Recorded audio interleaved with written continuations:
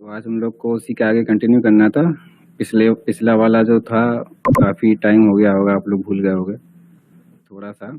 उसमें हम लोग देख लेते हैं उसमें हम लोगों ने क्या क्या पढ़ा था। बिल्कुल बस पहले देखा था। स्क्रीन शेयर हो रही सबको कि नहीं हो रही है? आवाज़ आ रही है कि नहीं आ रही? हो रही है सर। आवाज़ आ रही है सबको? सब कुछ सही है सर। Yes sir. ओके, तो हम लोग स्टार्ट करते हैं कि सबसे पहले पिछली क्लास में डिस्ट्रीब्यूशन होता है। ठीक है, डिस्ट्रीब्यूशन दो टाइप के होते हैं, प्राइमरी सेकेंडरी होते हैं। ये हम लोग का, एक सेकेंड मैंने ड्राइंग टूल नहीं लिया, ड्राइंग टूल ले लेता हूँ।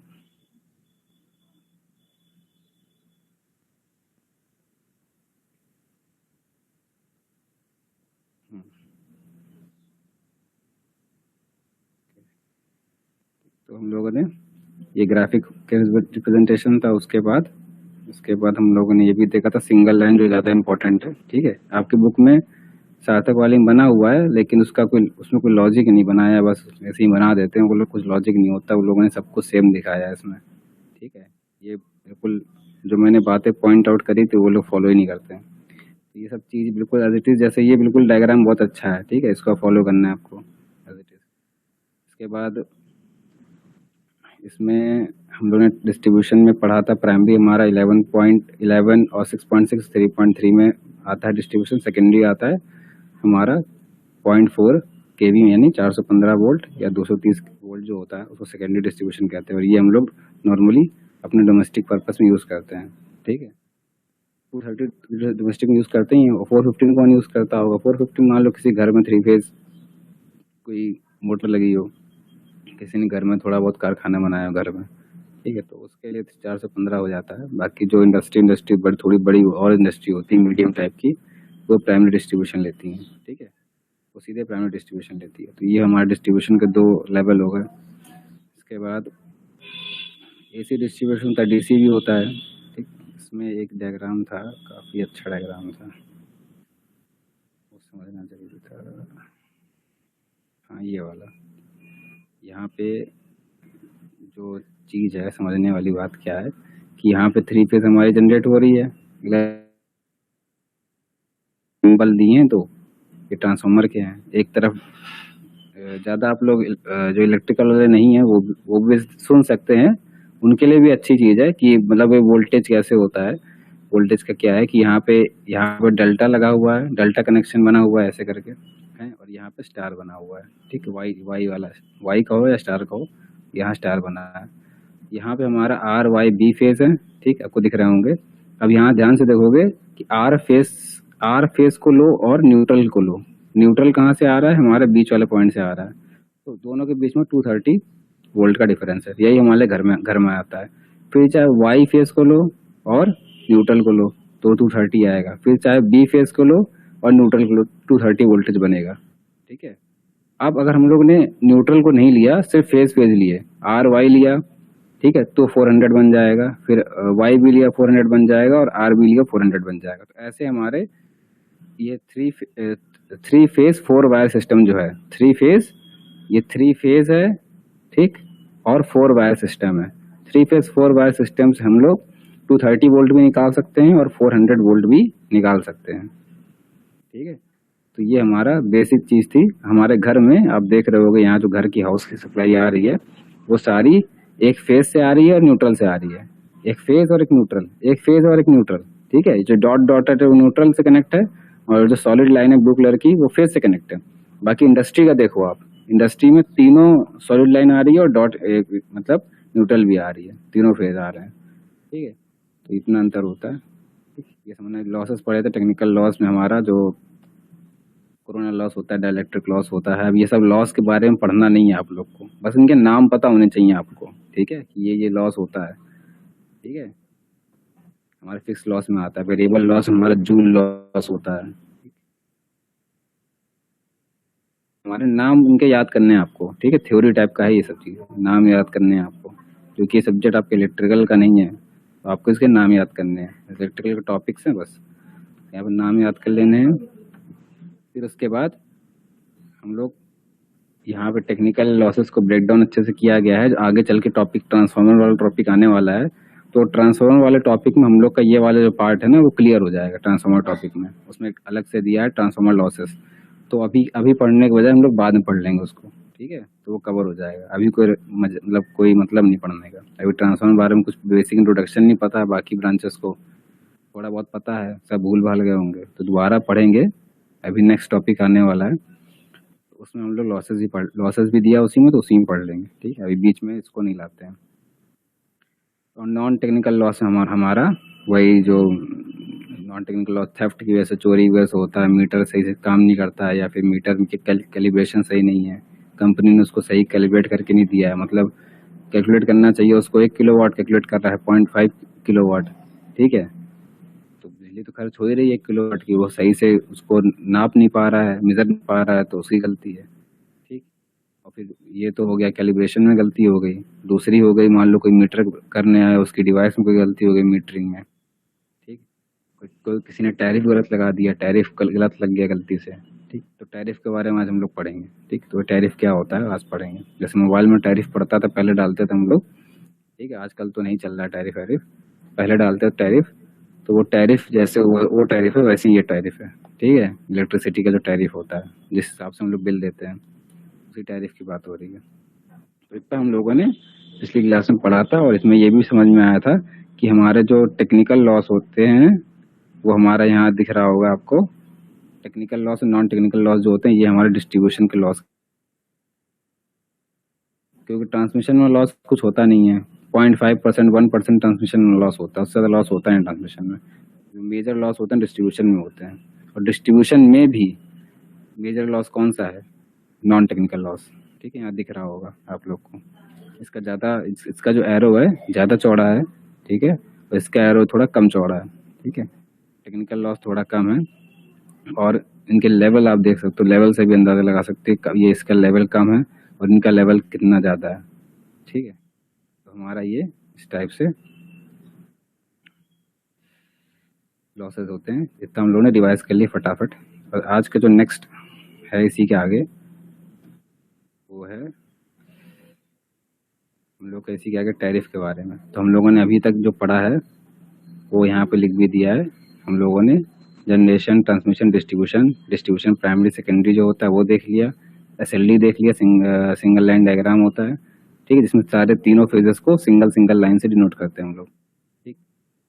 और लॉन्ग डिस्टेंस के लिए हम लोग डॉट डॉट डॉट दिखाते हैं, और प्राइमरी और लो वोल्टेज और हाई वोल्टेज के साइड को ध्यान में रख के बनाते हैं। हाई वोल्टेज के साइड पे ज़्यादा नंबर ऑफ टर्न्स होते हैं ट्रांसफार्मर के, कॉइल के, ये ध्यान रखना होता है। तो ये चीज़ हम लोगों ने उसमें सीखी थी SLD में, फिर टेक्निकल नॉन टेक्निकल अभी हम लोगों ने रिवाइज कर लिया। अब आते हैं टैरिफ स्ट्रक्चर क्या होता है इंडिया में, ठीक है, इंडिया का टैरिफ स्ट्रक्चर कैसा है। तो यहाँ पे याद रखना कि इंडिया के बारे में पढ़ रहे हैं, बाकी किसी और में अप्लाई नहीं होता है, कहीं और की बात नहीं हो रही है, ठीक है। कहीं से मैच कर सकता है, लेकिन पूरी तरीके से इंडिया के लिए पढ़ रहे हैं। तो tariff is impose to collect the electricity charges from consumers for maintenance and future development of power plants, ठीक है, हमारे पावर प्लांट्स के मेंटेनेंस, ठीक है। टैरिफ तो भाई तब लिया जाता है जब पावर प्लांट बन जाता है, फिर वो लोग इलेक्ट्रिसिटी के कॉस्ट को जो बनने की कॉस्ट आती है और सप्लाई करने की कॉस्ट आती है, सबको मिला जुला के हम लोग से पैसा लेते हैं, और वो पैसा हमारा फिर जाके मेंटेनेंस में जाता है और फ्यूचर जो प्रोजेक्ट होते हैं उनमें जाता है, ठीक है। तो पहले तो इन्वेस्टमेंट करना ही पड़ता है गवर्नमेंट को या फिर प्राइवेट जो भी है, तो इन्वेस्टमेंट तो करना ही पड़ता है, तब आपसे पैसा नहीं लिया जाता है, पैसा बाद में लिया जाता है, पोस्टपेड होते हैं एक तरीके से।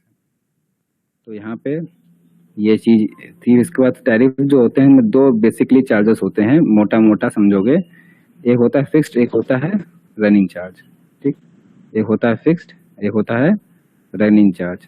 फिक्स्ड में हमारा लोड के हिसाब से कितने का आप लोड लगवाए हो, ठीक है, जैसे कोई 2 HP का लगवाता है, मतलब 2 HP, या फिर आप कह सकते हो किलोवाट में कर लो, ठीक है, दोनों अंतर होता है थोड़ा सा। 1 HP में शायद 745 वाट होते हैं या 760 वाट होते हैं, ठीक, ऐसा कुछ करके होता है। तो HP और किलोवाट में अंतर होता है थोड़ा सा। तो जो भी है कि आपके किलोवाट के लोड के हिसाब से कितने का आपने मीटर लगवाया है, लोड जितने लिया है आपने, सैंक्शन लोड जितना है आपका, सैंक्शन मतलब जितना आपने परमिशन ली है, उस लोड के हिसाब से आपके पास एक फिक्स चार्ज लगेगा। फिर उस लोड, वो तो मीटर लग गया, तो जितने का लोड लगा है उतना तो आप 24 घंटे उठाते नहीं, उससे कम कम भी उठाते हो हमेशा, ठीक है। हमेशा तो 24 घंटे उतना उठाओगे नहीं। मान लो 5 किलोवाट का लगा है तो आप 5 किलोवाट थोड़ी 24 घंटे उठाओगे, ठीक है। तो मैक्सिमम होता है 5 किलोवाट। वो आपका फिर आप किसी एक दिन उठाया आपने 1 किलो, किसी एक दिन दूसरे दिन उठाया आपने 0.5 किलोवाट।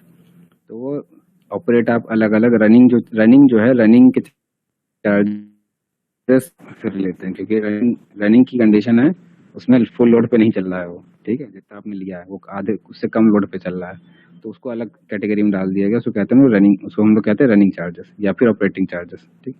दो मोटे मोटे चार्जेस होते हैं टैरिफ में। अब factors for fixing the tariff, tariff को क्या मतलब डिजाइन किया जाता है, ठीक है।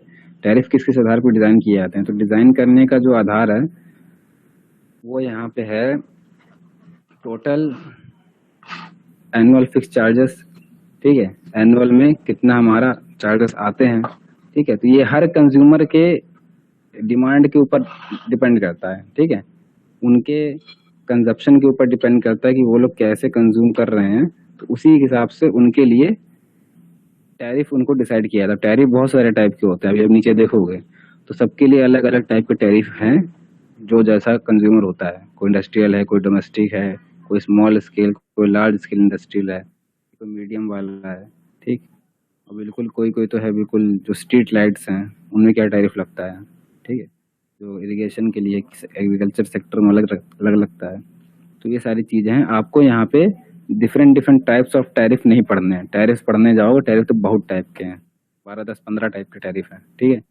तो उसमें उतना तो पढ़ना ही नहीं है आपको। यहाँ पे सिर्फ टैरिफ स्ट्रक्चर पढ़ना है, टैरिफ का स्ट्रक्चर क्या होता है, ठीक है। मोटा मोटा जो बेसिक स्ट्रक्चर क्या होता है, थोड़ा बहुत अंतर होगा हर एक स्टेट में, ठीक है। हर एक जो डिस्कॉम होता है, डिस्कॉम मतलब जो डिस्ट्रीब्यूशन करते हैं, ठीक है। तो सब में थोड़ा थोड़ा अंतर होगा, लेकिन मोटा मोटा जो होगा मैक्सिमम कंटेंट आपको वही मिलेगा जो आप लोग यहाँ पढ़ने जा रहे हो।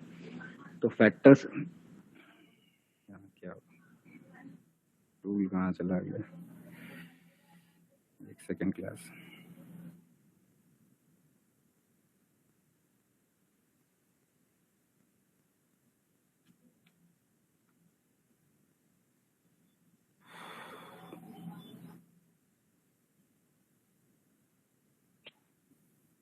एक सेकेंड क्लास, एक सेकेंड रुक जाओ।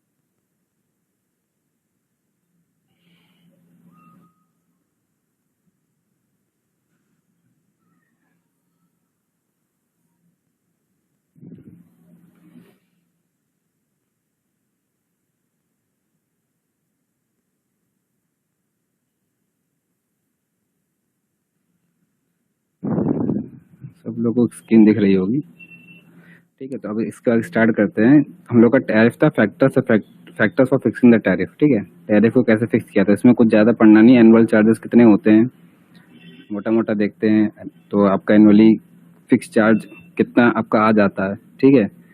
एनुअली रनिंग चार्ज आपका नॉर्मली कितना आता है, मान लो बिलिंग ड्यूरेशन 1 मंथ का है, तो हर एक मंथ आपका रनिंग चार्जेस कितना आ रहा है वो देख के, ठीक है। अगर आपको ज़्यादा आ रहे हैं, कम आ रहे हैं, तो उसके हिसाब से आपका टैरिफ चेंज कर दिया जाएगा, ठीक है। मैक्सिमम डिमांड कितना है, मैक्सिमम डिमांड थोड़ा इंपॉर्टेंट टॉपिक है, समझने वाला है। इसको हम लोग एमडी कहते हैं, लॉस्ट शॉर्ट में एमडी कहते हैं, ठीक है। नेचर ऑफ लोड, डोमेस्टिक या कमर्शियल कैसा भी है, जैसा है उस हिसाब से टैरिफ लगता है। Power factor of load, power factor होता है क्या, अभी पढ़ लेंगे आगे चल के, ठीक है। तो हमारा इन सब चीज़ों पे और भी बहुत सारी चीज़ें हैं, लेकिन बेसिक 5 चीज़ों को आप अच्छी तरीके से एलैबोरेट करके लिख भी सकते हो, और अगर 1 2 नंबर में भी आता तो 5 पॉइंट लिख भी दोगे तब भी इतने में सफिशिएंट है। और अगर थोड़ा सा ज़्यादा नंबर का आता है, ठीक है, तो आप इसको ही रनिंग चार्जेस का मतलब ऑपरेटिंग चार्जेस होता है लिख देना, फिक्स चार्जेस का मतलब जो फिक्स जो चेंज नहीं होते हैं उसे ऐसे कर करके आपको लिख देना है, ठीक है। और जब पूरा चैप्टर पढ़ लोगे तो आपको और अच्छी तरीके से लिख पाओगे इसको, ठीक है। तो मेन चीज़ क्या होती है समझना, अगर समझ लोगे तो आप लिख लोगे, ठीक है। हम नहीं कह रहे बिल्कुल आप यही लिख के आओ एग्जैक्ट, लेकिन अगर आप समझ लोगे चीज़ को तो आप आराम से लिख लोगे उसके ऊपर, ठीक है। यहाँ समझने ज़्यादा इम्पोर्टेंट है। अब आइडियली कैसा टैरिफ होना चाहिए, ठीक है, ये भी इम्पोर्टेंट पॉइंट नहीं है लेकिन बहुत कॉमन कॉमन सेंस है। टैरिफ कैसा होना चाहिए? नॉर्मली टैरिफ सिंपल होना चाहिए, ठीक है, अंडरस्टैंड मतलब आसानी समझ में आ जाए लोग को, ठीक है, और अफोर्डेबल टू पुअर होना चाहिए, ठीक है। और ये सब दोनों के लिए, हर कंज्यूमर के लिए मतलब ये सही हो, ठीक है, सब लोग इसको एक्सेप्ट करें, मतलब कोई ये ना कहे कि हमारे लिए सही नहीं ये टैरिफ है, ठीक है, तो फिर ये टैरिफ बेकार टैरिफ है। अगर कोई कह देगा ये टैरिफ बेकार है, तो कोई भी कह देगा तो ये टैरिफ बेकार है, किसी एक के लिए बेकार हो, सबके लिए बेकार है, ठीक है। यहाँ पे देयर शुड बी कंसेशन और रिबेट फॉर लार्ज कंज्यूमर। यहाँ पे क्या है कि मान लो कोई बहुत ज़्यादा यूज़ कर रहा है, जैसे आप बल्क में सामान लेते हो तो आप डिस्काउंट मांगते हो, ठीक है, तो वहाँ पे यहाँ पे वही चीज़ है। अगर आप बल्क में एनर्जी ले रहे हो, ज़्यादा ले रहे हो एनर्जी, 5000 किलोवाट 10,000 किलोवाट एनर्जी ले रहे हो, ठीक है, एक मंथ में, तो उनको कुछ ना कुछ कंसेशन या फिर रिबेट उनको मिलना चाहिए, ठीक है। रिबेट मतलब वापस मतलब बिल देने के बाद में कोई कैशबैक मिल जाए, ठीक है। कंसेशन मतलब बिल देते समय ही कुछ कंसेशन हो जाए, डिस्काउंट हो जाए, ठीक है। तो उनमें थोड़ा सा अंतर है, ठीक है। तो फिर tariff should be beneficial to both supplier and consumer. और ये बात तो सत्य बात है, अगर ये कंज्यूमर के लिए बेनिफिट, तो अगर टैरिफ कंज्यूमर को देखते बनाया जाता है टैरिफ, लेकिन अगर सप्लायर का कॉस्ट नहीं निकल रहा है और सप्लायर का प्रॉफिट नहीं हो रहा है, तो फिर ये टैरिफ बेकार है, ठीक है। सप्लायर जो सप्लाई करते हैं, जो एनर्जी जनरेट करते हैं, ठीक है, जो पूरी व्यवस्था बनाए हैं आप लोग के लिए, अगर उन्हीं का फायदा नहीं निकल रहा है, वो लोग बिजनेस कर रहे हैं, उनका फायदा नहीं निकल रहा है, तो फिर वो लोग क्यों करेंगे काम? ये नहीं करेंगे काम, ठीक है। तो इसीलिए अच्छे से काम नहीं करेंगे, ठीक है। इसलिए गवर्नमेंट में आप देखते होंगे वो ऐसे ही काम करते हैं, क्योंकि उन लोग को प्रॉफिट नहीं निकल रहा होता उसमें से, ठीक है, लॉस ही में रहता है। अब लॉस में होने के बहुत सारे रीजन है, करप्शन भी है, लाइन लॉस भी है, थोड़ा आलसीपन भी है, बहुत सारे रीजन, वो अलग पॉइंट हो जाता है। तो यहाँ तक आपका जो कैरेक्टरिस्टिक ऑफ आइडियल टैरिफ, मतलब एक आदर्श टैरिफ कैसा होना चाहिए, फिर एक टैरिफ को डिसाइड करने के लिए क्या क्या फैक्टर्स होते हैं वो देख लिए हम लोगों ने। अब आ जाओ मेन पॉइंट है टैरिफ स्ट्रक्चर, ठीक है। टैरिफ का स्ट्रक्चर होता कैसा है, ठीक है, जो मैंने कहा था कि ये आपको हर जगह थोड़ा हर डिस्कॉम में, हर डिस्ट्रीब्यूटरी जो अथॉरिटी होती है सबके यहाँ थोड़ा थोड़ा अलग मिलेगा, जो पावर डिस्ट्रीब्यूट करते हैं इलेक्ट्रिसिटी, थोड़ा थोड़ा अलग मिलेगा, बहुत ज़्यादा अंतर नहीं मिलेगा, ठीक। तो यहाँ पे पहला जो पॉइंट है वो है मैक्सिमम डिमांड चार्जेस, ठीक, मैक्सिमम डिमांड चार्जेस। पहला पॉइंट है MD charges. These charges are for maximum demand registered during billing period and corresponding rate of utility, ठीक है। तो ये करस्पॉन्डिंग रेट ऑफ यूटिलिटी आप हटा भी सकते हो अगर कंफ्यूजन लग रहा है। मेन इसमें पॉइंट क्या है, मैक्सिमम डिमांड रजिस्टर्ड, जितने डिमांड के लिए रजिस्टर्ड, जितने किलोवाट के लिए आपका मान लो डोमेस्टिक में रजिस्टर्ड है, तो उतना आपका मैक्सिमम डिमांड कहलाएगा, ठीक है। जो रजिस्टर्ड है, जो सैंक्शनड है, जिसको आपको कागज में लिखा हुआ है कितने आप उठा सकते हो मैक्सिमम, ठीक है, उसके ऊपर उठाओगे तो पेनल्टी लगती है, वो भी आगे है इसमें। तो मैक्सिमम डिमांड चार्जेस होता है आपके टैरिफ में। पूरा ये पूरा टैरिफ के पार्ट है। एक टैरिफ के अंदर जितने सारे पॉइंट होते हैं, ABCDEFGHIJ या 1 2 3 4 कुछ भी कर सकते हो, इतने सारे पॉइंट कंसीडर किए जाते हैं टोटल बिल कैलकुलेट करने के लिए, ठीक है। तो पहला है एमडी चार्जेस, दूसरा है एनर्जी चार्जेस, जितना आपने एनर्जी यूज़ किया, ठीक है, वो हमारे किलोवाट में होता है नॉर्मली तो डोमेस्टिक के लिए, और जो इंडस्ट्री में यूज़ करते हैं लोग, वो लोग को पूरा किलोवाट एम्पियर में देना पड़ता है, किलो वोल्ट एम्पियर में देना पड़ता है, ठीक है। KVA आवर से मल्टीप्लाई कर देते हैं कितने घंटे चलाया, ठीक है। यहाँ किलोवाट होता है, यहाँ पे KVA होता है, ठीक। तो आगे देख लेंगे KVA और किलोवाट में क्या रिलेशन है। तो ये एनर्जी, कुल मिला के एनर्जी चार्जेस जो आपको देने होते हैं, रनिंग चार्जेस जो होते हैं, ठीक है। और एमडी चार्जेस जो आते हैं, एमडी चार्जेस हमारे फिक्स चार्जेस के अंदर आते हैं, ठीक है। फिर उसके बाद आता है पावर फैक्टर पेनल्टी।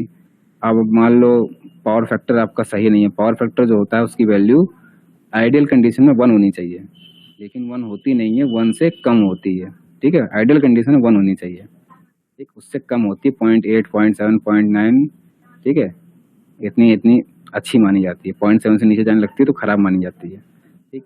तो अगर कोई भी कंज्यूमर है, वो अपने यहाँ जो डिवाइसेस लगाया है, मतलब खराब लगाया है, पुराने लगाया है, वो उसको चेंज नहीं कर रहा है, आउटडेटेड हो गया है वो, ठीक है, और उसकी उस डिवाइसेस पुरानी डिवाइसेस की वजह से पावर फैक्टर ड्रॉप हो जा रही है, ठीक है, खराब हो रही पावर फैक्टर पूरे ग्रिड की, पूरे सप्लाई चेन की पावर फैक्टर खराब हो रही है, ठीक। तो इसीलिए उस पर पेनल्टी लगाई जाती है, क्योंकि तुम्हारी उसकी वजह से पूरा पावर फैक्टर इफेक्ट करता है, इसलिए पावर फैक्टर का जो होता है पेनल्टी भी लगता है, और किसी किसी को बोनस भी मिलता है, जिसके यहाँ पावर फैक्टर अच्छा होता है उसको बोनस भी मिलता है, charge to contain reactive power drawn from the grid, ठीक है। ये रिएक्टिव पावर ग्रिड से खींचते हैं ये लोग, ठीक है। तो पावर फैक्टर पेनल्टी लगेगी, वो रिएक्टिव पावर को खींच रहा होगा तभी पेनल्टी लग रही है, वो ज्यादा रिएक्टिव पावर खींच रहा होगा, ठीक है, इसीलिए पेनल्टी ली जाती है। और जो रिएक्टिव पावर देता है उसको बोनस दिया जाता है, ठीक। तो रिएक्टिव पावर होता क्या है वो थोड़ा सा आगे समझ में आ जाएगा। एक होता है एक्टिव पावर, एक्टिव पावर मतलब किलो वॉट, रिएक्टिव पावर मतलब किलो वोल्ट रिएक्टिव, ठीक है, वो आगे पढ़ लेंगे हम लोग क्या होता है, थोड़ा सा अंतर है, बेसिक में पढ़े होंगे आप लोग फर्स्ट ईयर में सब कुछ। फ्यूल कॉस्ट क्या है, फ्यूल कॉस्ट में क्या है कि हमारा चार्जेस जो होता है ये हमारा जैसे फ्यूल से ही बन रहा होता है, एनर्जी कंजर्वेशन स्टार्टिंग में आपने पढ़ा ही है कि फ्यूल कितने कितने टाइप्स के आपके होते हैं, ठीक है, मतलब कोल भी है, ऑयल भी है, ठीक है, नेचुरल गैस भी है, न्यूक्लियर भी है। तो मान लो उनका कॉस्ट में कुछ चेंजेस आता है, ठीक है, तो हमारा उसको बियर करने के लिए हमारे टैरिफ में जो फ्यूल कॉस्ट अलग से जोड़ दिया जाता है, ठीक है। मान लो उसका कुछ उसके चार्जेस अलग से बढ़ जाते हैं फ्यूल के, तो फ्यूल कॉस्ट को भी कंसिडर करके टैरिफ में ऐड कर दिया जाता है, ठीक है। तो ये हो जाता है, मतलब अगर फ्यूल बढ़ने से हम लोग इन सब चीज़ों के एनर्जी चार्जेस के रेट में मैक्सिमम डिमांड के रेट में अगर छिड़कानी करेंगे तो बहुत दिक्कत हो जाएगी, पूरा रीसेट करना पड़ेगा टैरिफ को। तो इसके वजह हम लोग अलग से एक फ्यूल कॉस्ट का जोड़ देते हैं, जिससे हमारा अलग से बजट जुड़ जाता है। अगर फ्यूल कॉस्ट हमारा बहुत समय तक उतने में बना हुआ है तो फिर उसको हटा देते हैं, अगर हल्का सा कभी ज़्यादा चेंज हो जाता है तो फिर इसको ऐड कर देते हैं, ठीक है, बढ़ जाता है तो ऐड कर देते हैं, ठीक है। तो हम लोग कॉस्ट को कंज्यूमर से ले लेते हैं, ठीक है। फिर इलेक्ट्रिसिटी ड्यूटी चार्जेस, ये होता है तुम्हारा with respect to unit consume, ठीक है, कितना यूनिट कंज्यूम हुआ, ठीक है। ड्यूटी चार्जेस हमारा पर यूनिट जितना यूनिट आप देते हो, ठीक है। यहाँ पे आपका जो एनर्जी चार्जेस है ना, ये वही चीज़ है लगभग, ठीक है, थोड़ा सा अंतर है, ठीक है। आप दोनों पॉइंट को एक भी लिख सकते हो, एनर्जी चार्जेस और एनर्जी ड्यूटी चार्जेस वो एक ही चीज़ है, ठीक है। यहाँ पे यूनिट्स की बात हो रही है, यूनिट का मतलब होता है किलोवाट आवर, ठीक है, सिर्फ किलोवाट आवर यूनिट का मतलब होता है, ठीक। और यहाँ पे जो एनर्जी चार्जेस है यहाँ पे किलो वोल्ट एम्पियर आवर, ये टोटल एक पावर होती है उसको भी कंसिडर करके बताया जा रहा है, यहाँ पे सिर्फ किलोवाट आवर को बताया जा रहा है, ठीक है, इसलिए थोड़ा सा अंतर है। तो आपके टैरिफ में दोनों ही होते हैं, अगर किलोवाट एम्पियर ही सिर्फ आप किलोवाट आवर ही सिर्फ ले रहे हो आप, ठीक है, तो यूनिट कहलाएगा और आपको चार्जेस सिर्फ इलेक्ट्रिसिटी ड्यूटी चार्जेस देनी पड़ेंगे। अगर आपके यहाँ कोई मशीन 3 फेज की मशीन लगी है, मोटर लगा है, कोई अलग से ट्रांसफार्मर लगा दिया किसी ने, ठीक है, वहाँ पे आपको केवीए का चार्जेस देना पड़ेगा, तो वो एनर्जी चार्जेस में, टोटल एनर्जी चार्जेस में आ जाएगा, फिर इसको हटा दिया जाएगा, फिर वो टोटल एनर्जी चार्जेस में उसको इंक्लूड कर लिया जाएगा, ठीक है। तो ऐसा रहता है नॉर्मली हम लोग डोमेस्टिक पर्पस में सिर्फ इलेक्ट्रिसिटी ड्यूटी चार्जेस देते हैं, एमडी का देखते हैं, बस उससे ज़्यादा कुछ नहीं देखते हैं, ठीक है। दो ही चीज़ हमारी रहती है और पेनल्टी भी रहती है, ठीक, बस इससे ज़्यादा कुछ नहीं होता है। इसके बाद फ्यूल कॉस्ट के बाद ये हो गया, फिर मीटर रेंटल्स। मीटर का जो रेंटल मतलब कभी कभी क्या होता है कि कोई मीटर लगवाता है विभाग से, ठीक है, तो विभाग वाले उनका पैसा नहीं होता, तो मान लो किसी ने कह दिया कि आप लगा दो, या फिर किसी ने रेंट पे ले लिया, ठीक है, और उनसे कह दिया कि आप मुझे ईएमआई पे या रेंट पे किसी भी करके दे दिया, तो रेंटल्स पहले होता था, अब तो पूरा परचेज करना पड़ता है तब जाके लगता है आपका, ऐसे नहीं होता है, ठीक है। तो lighting and fan power consumption, ठीक है, ये भी कहीं कहीं होता है जहाँ पे बहुत ज़्यादा कंज्यूमर के यहाँ बहुत ज़्यादा लाइटिंग लगी होती है और फैंस लगे होते हैं बहुत ज़्यादा, तो उनसे अलग से लिया जाता है ये चार्जेस, ठीक है। तो इसका टाइम ऑफ डे रेट्स, ठीक है, ये होता है आपका peak and non peak hours पे हमारा टैरिफ। कुछ यूटिलिटीज़, यहाँ पे यूटिलिटीज़ जो वर्ड लिखा है, यूटिलिटीज़ का मतलब है ये जो अलग अलग जो वो होते हैं आपके डिस्कॉम होते हैं जो डिस्ट्रीब्यूट करते हैं एनर्जी को, उनकी बात हो रही है। जैसे यहाँ कानपुर में कैस्को है, ठीक है, लखनऊ में कुछ और होगा, ठीक है, जो इलेक्ट्रिसिटी सप्लाई कर रहा होगा। सबके सबके कोई मध्यांचल से, कोई दक्षिणांचल से, वहाँ सब DVNL सपोर्ट लेते हैं सप्लाई, ठीक है। तो सब जगह से ऐसे ऐसे लेते हैं, तो उनको यूटिलिटीज कहा जाता है। वो सब हमें सप्लाई दे रहे हैं, तो उनको यूटिलिटीज कहा जाता है, ठीक है। वो लोग, हम लोग को कोई कोई जो यूटिलिटीज होती है, कोई कोई जैसे पावर ग्रिड है, ये सब अगर कंपनीज अगर सप्लाई दे रही हैं, और वो सप्लाई तब दे रही हैं जब सप्लाई ऑलरेडी पीक पे चल रही है, मैक्सिमम डिमांड आ रही है सप्लाई की, और उसी समय कोई और व्यक्ति आ जाए, कह दे कि हमें भी सप्लाई चाहिए पावर की, तो उसको फिर वहां पे टाइम ऑफ डे चार्जेस ये अलग से चार्ज देना पड़ेगा।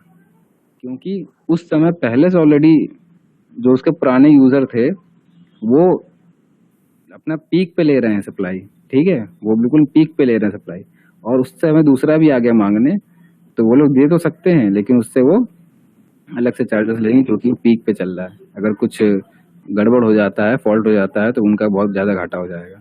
इसीलिए लोग पीक का चार्ज अलग से लेते हैं, ठीक है, टाइम ऑफ डे चार्ज। तो उसके बाद penalty for exceeding contract demand. अगर डिमांड से ज्यादा आप एक्सीड कर लेते हो, मंथली जब बिलिंग चेक करने आता है, तो वहां पे देखेगा मैक्सिमम डिमांड, या एमडी देखेगा आपका एमडी कितना था। अगर एमडी आपका आपने 5 किलोवाट का मीटर लगाया और एमडी आपका 5.5 चला गया, तो पेनल्टी लगा देगा आपको वो, ठीक है। तो पेनल्टी लगती है। फिर सरचार्ज होता है, सरचार्ज को आप छोड़ सकते हो, कुछ ज्यादा समझ नहीं, इतना डिटेल में जितना हमने पॉइंट बता दिया, इनमें से आप एक सरचार्ज छोड़ दो, कोई दिक्कत नहीं है। सरचार्ज कभी कभी अलग से लग जाता है, ठीक है, अलग से चार्ज होता है। ये बहुत ज्यादा कॉम्प्लेक्स टैरिफ स्ट्रक्चर है इंडिया में, ठीक है, ये आप जान जाओ, इतना सिंपल नहीं इसको समझना। तो यहाँ मोटा मोटा बता दिया गया है, बहुत ज्यादा डिटेल में बताने जाएंगे तो आप समझ नहीं पाओगे, सिलेबस में है भी डिटेल में। अब एक कॉन्सेप्ट एमडी का कॉन्सेप्ट, एमडी कैसे कैलकुलेट किया जाता है, ठीक है। तो यहाँ पे छोटा सा कॉन्सेप्ट बताया गया है, वहाँ एग्जाम्पल लिख क्या है कि अगर कोई इंडस्ट्री है, वो पावर ले रही है, पावर कैसा पावर, अपरेंट पावर, ठीक है, उसको हम लोग कहते हैं अपरेंट पावर, जो कि केवीए में होती है, kilo volt ampere, total power उसको कहा जाता है। टोटल पावर वो अपना कंज्यूम कर रही है 2500 के किलो वोल्ट एम्पियर 4 मिनट के लिए, फिर 3600 3600 12 मिनट के लिए, 4100 6 मिनट के लिए, और ये 8 मिनट के लिए 3800, ठीक है। अब आपको कोई लोग कहेगा कि सर ऐसे अलग अलग कैसे कंज्यूम कर रही है, वो कंज्यूम होता है बेटा अलग अलग, ठीक है। वो ऐसा होता है कि कभी कभी कोई आर्क वेल्डिंग की मशीन चल रही है, कभी कभी कोई कटिंग की मशीन चल रही, कोई ग्राइंडर चल रहा है, ठीक है, तो हमेशा चलता रहता है, वो एक प्रोसेस होता है, फिर रेस्ट करता है, ठीक है, फिर होता है प्रोसेस, रेस्ट करता है, रेस्ट करता है, रेस्ट करता है, रेस्ट करता है, ठीक है। तो ऐसे करते करते ये आपका 4 मिनट मान लो चल रहा है, 12 मिनट चल रहा है, फिर 6 मिनट चल रहा है, तो ऐसे करते करते निकल के आ गया। ये सिर्फ 30 मिनट के लिए निकालना है, ठीक है, ऐड करो 30 मिनट आ जाएगा। तो इसमें आपको क्या करना क्या है कि अगर आपको एमडी निकालना है, इस 30 मिनट के लिए एमडी निकालना है, सिर्फ 30 मिनट की एमडी निकालना है, मैक्सिमम डिमांड, ठीक है। तो क्या करोगे, सबको अपने टाइम से मल्टीप्लाई कर दोगे, यहाँ किया गया है, ठीक है, हर एक को अपने अपने टाइम से मल्टीप्लाई कर दोगे, फिर टोटल टाइम से डिवाइड कर दोगे, तो एमडी निकल के आई 3606 केवी है। तो इन 30 मिनट की जो एमडी निकल के आई वो 3606 आई, ठीक है, केवी है। तो अगर पुराने वाली एमडी जो थी इनकी, ठीक है, पिछले मंथ की, वो एमडी अगर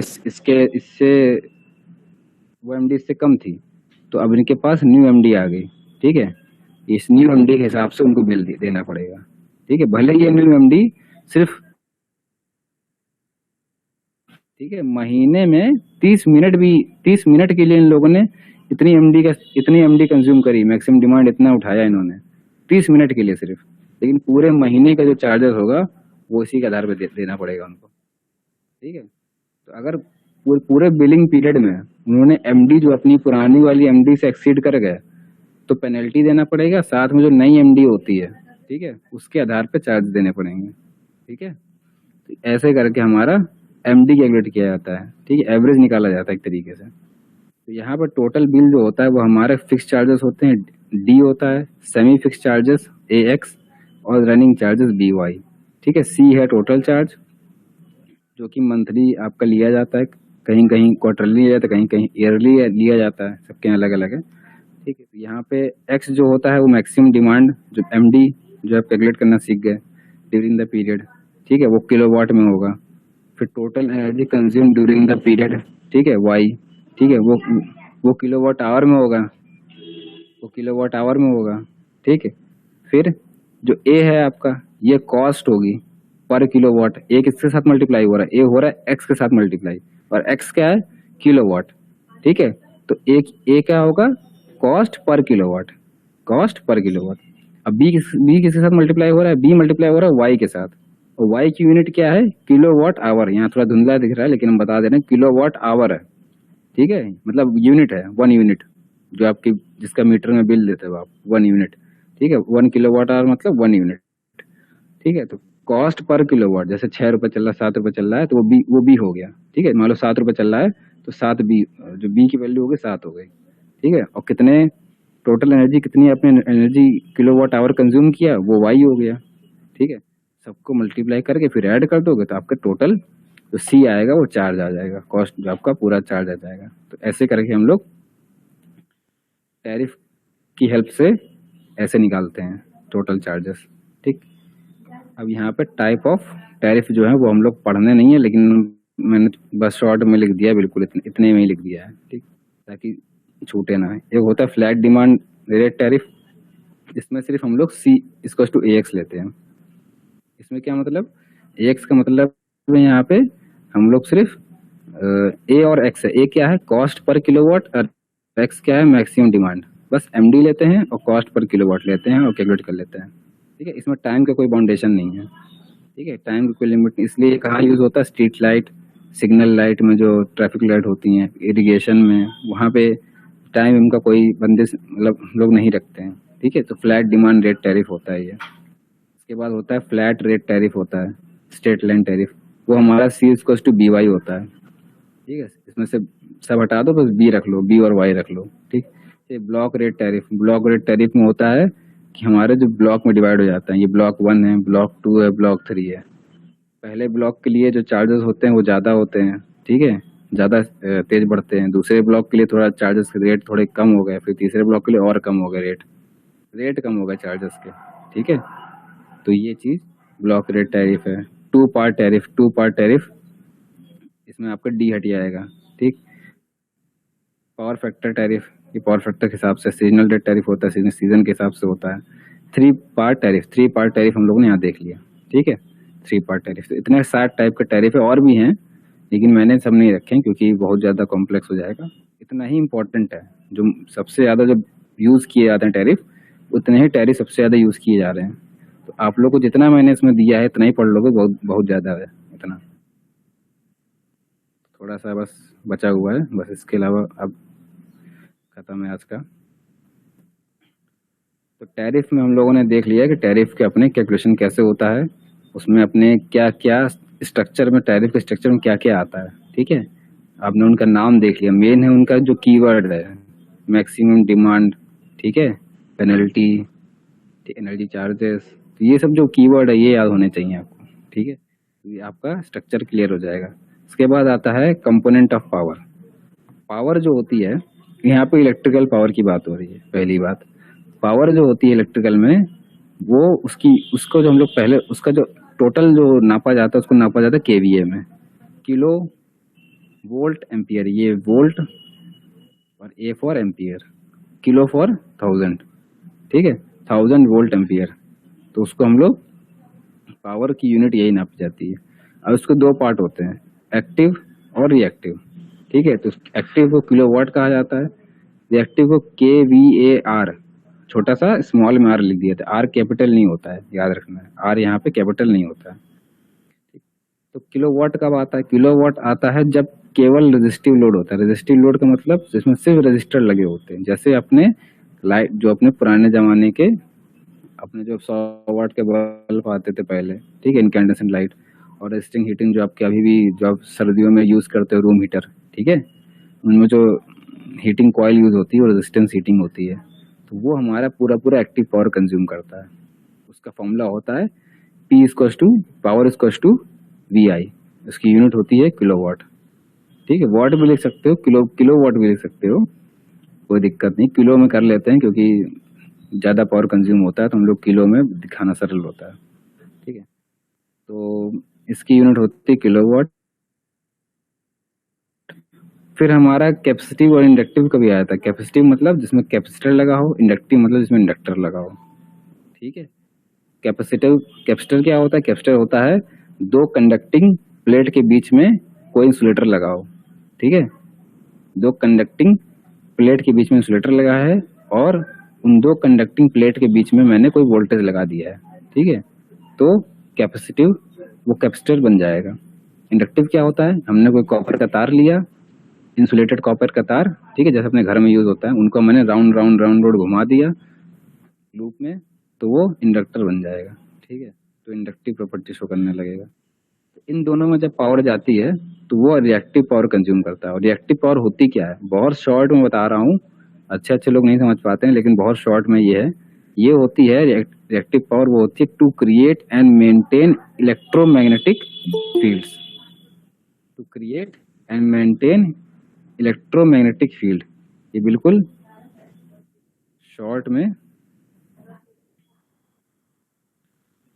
शॉर्ट में क्रिस्पी और बिल्कुल एक्यूरेट डेफिनेशन है। ये रिएक्टिव पावर किस लिए काम आती है? रिएक्टिव पावर काम आती है बनाने के लिए और मेंटेन रखने के लिए। क्या? Electromagnetic field. इलेक्ट्रोमैग्नेटिक फील्ड क्या होती है? बिजली देने पे हमारा मैग्नेटिक फील्ड जब बनती है तो उसको हम लोग इलेक्ट्रोमैग्नेटिक फील्ड कहते हैं। ठीक है, सप्लाई देने पे मैग्नेटिक फील्ड बनती है, याद रखना हमेशा। ठीक है, जब कहीं भी करंट दौड़ता है तो मैग्नेटिक फील्ड जरूर बनती है। ठीक, और मैग्नेटिक फील्ड से करंट भी बन सकता है और करंट से मैग्नेटिक फील्ड बन सकती है। ठीक, तो कहीं भी मैग्नेटिक फील्ड बनाने के लिए, इलेक्ट्रोमैग्नेटिक फील्ड बनाने के लिए जो भी पावर का कंज्यूम हो रहा है, वो पावर कौन सी कंज्यूम हो रही है? वो रिएक्टिव पावर कंज्यूम हो रही है। बस ये बात चीज आपको मन में दिमाग में बैठा लेनी है। ठीक है, इसमें इसके बाद power factor concept. Power factor का क्या है?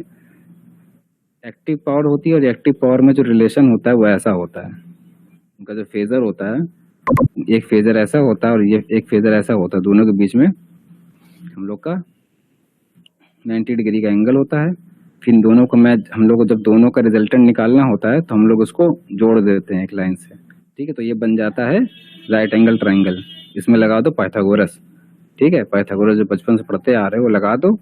ठीक, तो यहाँ पे हाइपोटेन्यूज का स्क्वायर क्या होगा? परपेंडिकुलर का स्क्वायर और बेस का स्क्वायर। तो हमारा जो अपरेंट पावर है या फिर टोटल पावर कह लो, उसकी वैल्यू हमारी आ जाएगी।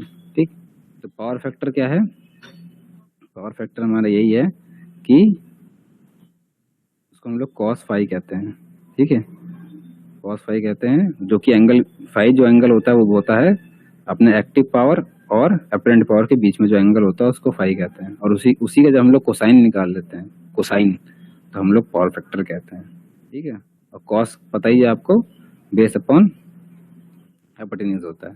ठीक है, तो बेस यहाँ पे किलोवाट है, हाइपोटेन्यूज केवी है, पुट कर देंगे तो हमारा पावर फैक्टर आ जाएगा, जो कि लेस देन और इक्वल टू 1 होता है। ठीक है, लेस देन और इक्वल टू 1 होता है। 1 तो बहुत रेयर होता है प्रैक्टिकली। ठीक है, लेस देन 1 होता है। तो ये चीज हमारा पावर फैक्टर का कॉन्सेप्ट इतना था। अब नेक्स्ट क्लास हम लोग जो पढ़ेंगे वो हमारा होगा पावर फैक्टर इंप्रूव कैसे किया जाता है। ठीक है, तो पावर फैक्टर में ज़्यादा डिटेल में नहीं जानना है, बस इतना ही पढ़ना है आपका। वो रेशियो होता है active power upon apparent power. ठीक है, active power apparent power relation क्या होता है? वो रिलेशन यहाँ दिया गया है। ठीक, अपरेंट पावर का square is equal to active power का स्क्वायर प्लस रिएक्टिव पावर का स्क्वायर। ठीक है, तो ये हमारा सिंपल सा पाइथागोरस थ्योरम लगा के आ जाता है।